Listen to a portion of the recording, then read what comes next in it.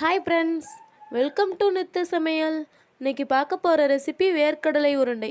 எப்படி செய்கிறதுன்னு பார்க்கலாம். வீடியோக்குள்ளே போகிறதுக்கு முன்னாடி சப்ஸ்கிரைப் பண்ணாதீங்க, சப்ஸ்கிரைப் பண்ணிக்கோங்க. வாங்க வீடியோக்குள்ளே போகலாம்.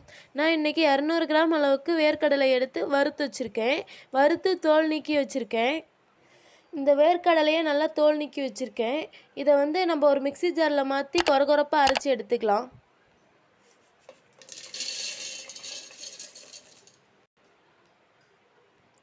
கொரகொரப்பாக அரைச்சி எடுத்தாச்சு.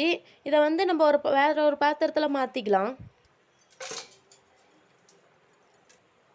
இப்போ நம்ம இதே மிக்சி ஜாரில் வெல்லத்தையும் அரைச்சிக்கலாம். நான் சுத்தமான வெல்லம் 200 கிராம் எடுத்திருக்கேன்.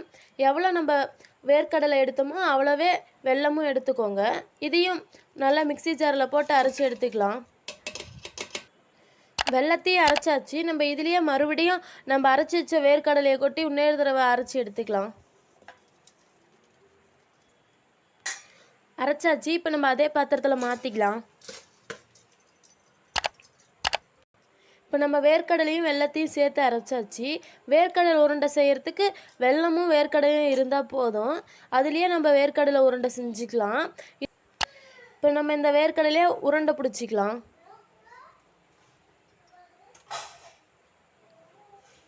குழந்தைங்களுக்கெல்லாம் இது மாதிரி உருண்டை பிடிச்சி கொடுத்தா விரும்பி சாப்பிடுவாங்க.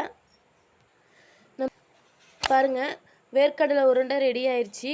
இது மாதிரி எல்லா உருண்டையும் பிடிச்சிக்கலாம். வேர்க்கடலை உருண்டை ரெடி ஆயிடுச்சு.